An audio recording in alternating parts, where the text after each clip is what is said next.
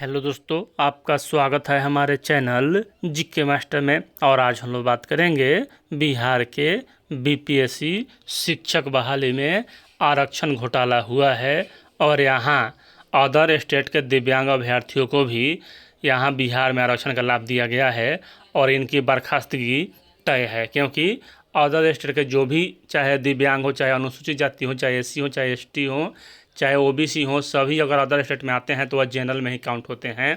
लेकिन यहाँ नियम को ताक पर रख कर यह नियुक्ति हुआ है और बिहार के मूल निवासियों के साथ धोखा हुआ है।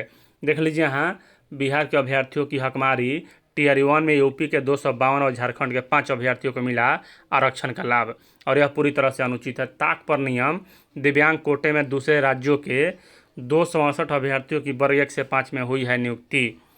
बीपीएससी की ओर से हुई शिक्षक नियुक्ति में गलत तरीके से दूसरे राज्य के अभ्यर्थियों को आरक्षण का लाभ दिया गया है। बिहार के अलावा अन्य राज्य के अभ्यर्थियों को किसी भी तरह का आरक्षण का लाभ नहीं दिया जाना चाहिए था, लेकिन टीआर 1 और टीआर 2 में इस नियम का पालन नहीं किया गया। और यहाँ जो अदर स्टेट के अभ्यर्थी हैं, 60% वाला जो मामला है सीटेट में, वहाँ भी यह मामला लागू होता है कि अगर जब 1992 में आरक्षण के नियम बना था, उसमें कहा गया था स्पष्ट रूप से कि बिहार के मूल निवासियों को ही आरक्षण का लाभ दे होगा, तो फिर यह दिव्यांग को कैसे आरक्षण मिल गया, इस पर एक केस कोर्ट होना चाहिए और कोर्ट केस होना चाहिए। स्थिति यह है कि केवल पहले चरण में नियुक्त में 1 से 5 तक जनरल कैटेगरी में दूसरे राज्य के 268 अभ्यर्थियों का चयन दिव्यांग कोटि में किया गया है। इसमें सबसे अधिक 252 अभ्यर्थी उत्तर प्रदेश के रहने वाले, इसके अलावा झारखंड के 5, राजस्थान के 3, हरियाणा के 3, पश्चिम बंगाल के 3, मध्य प्रदेश के 1 और दिल्ली के 1 अभ्यर्थी की नियुक्ति हुई है।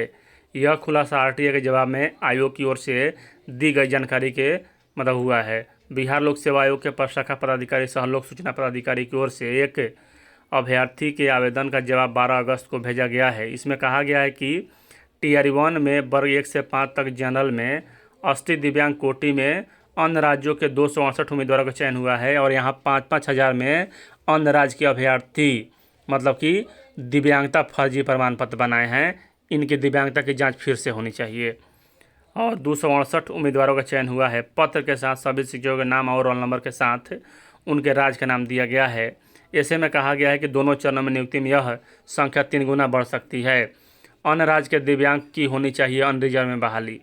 अन्य राज्य के दिव्यांग को आरक्षण का लाभ नहीं देना था, फिर भी अन्य राज्य के दिव्यांग को आरक्षण का लाभ दिया गया। दिव्यांग कोटे में बीपीएससी शिक्षक की बहाली मतलब गड़बड़ी। सोशल एक्टिविस्ट हरे कृष्णा प्रकाश का कहना है कि दिव्यांग कोटा में बाहरी राज्य वालों का चयन होना बिहार के दिव्यांग अभ्यर्थियों की हकमारी है।